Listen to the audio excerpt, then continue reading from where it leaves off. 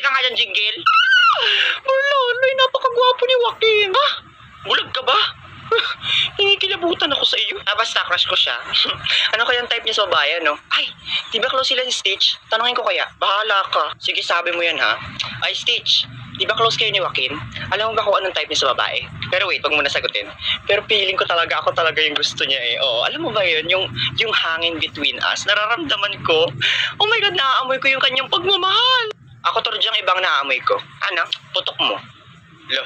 O ano Torjang, nakakuha ka bang information? No! Apakayabang niyo ni Stitch, nakakasura. Mukha naman tuhod. Torjang, narinig ko yung pinag-uusapan niyo. Crush mo si Joaquin? Wala kang pag-asa, be. Kasi ang balita ko, ako daw ang gusto ni Joaquin. Tapos ang type niya sa babae, mababango ang hininga, hindi yung amoy septic tank. Talaga ba, Jingle? Huh, don't be so sure about that, bitch. False information ka na naman. Saka ang balita ko, ayaw din daw ni Joaquin sa mga kutuhin, walis tampo. Saka I don't need your fucking opinion, bitch. Huh, shoo away. Totoo, crush mo si Joaquin, Torjang. Hoy, Joaquin, crush ka daw ni Torjang. I-ship ko kayo. Torjang at Joaquin. Torjakit. Hoy, Trisha, parang tanga. Bakit mo naman sinasabi? Hindi. Parang tanga si Torjang. Dinideny pa, oh. Hindi nga, bro. Parang tanga naman kasi si Trisha, eh. Hindi kasi talaga. Wala. Tigil nyo na nga. Tuloy nyo. Yak, si Torjang, crush ako. Kadiri naman. Sino naman nagsabi crush kita? Uy, Torjang, okay lang. Sabi ko sa inyo, tigil yun eh. Sa inyo.